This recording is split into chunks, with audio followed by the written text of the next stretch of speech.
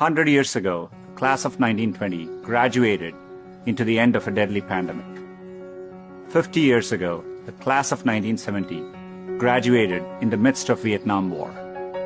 And nearly 20 years ago, the class of 2001 graduated just months before 9/11. There are notable examples like this.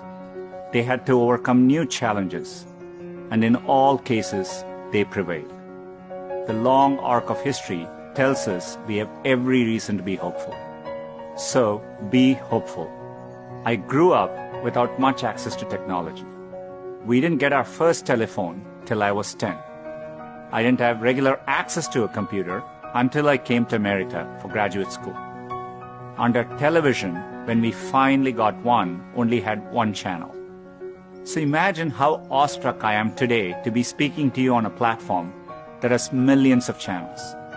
By contrast, you grew up with computers of all shapes and sizes. The ability to ask a computer anything, anywhere, the very thing I've spent my last decade working on, is not amazing to you. That's okay. It doesn't make me feel bad. It makes me hopeful. There are probably things about technology that frustrate you and make you impatient. Don't lose that impatience.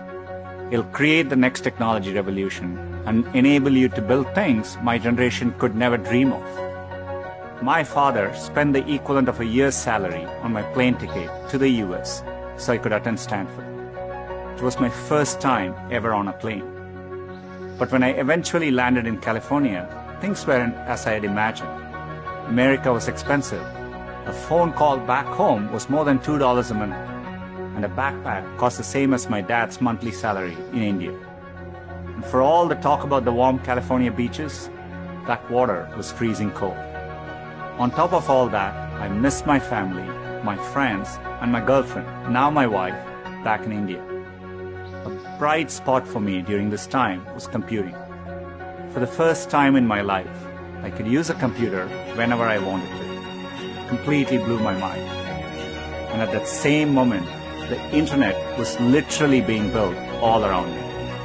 The year I arrived at Stanford was the same year the browser Mosaic was released, which would popularize the World Wide Web and the internet. The summer I left was the same summer that a graduate student named Sergey Brin met a prospective engineering student named Larry Page. These two moments would profoundly shape the rest of my life. But at the time, I didn't know it. It took me a while to realize that the internet would be the single best way to make technology accessible to more people. And as soon as I did, I changed course and decided to pursue my dreams at Google. Inspired by the wonder that first browser created in me, I led the effort to launch one called Chrome in 2009 and drove the effort to help Google develop affordable laptops and phones. Believe me when I say I saw none of this coming when I first touched down in the state of California 27 years ago.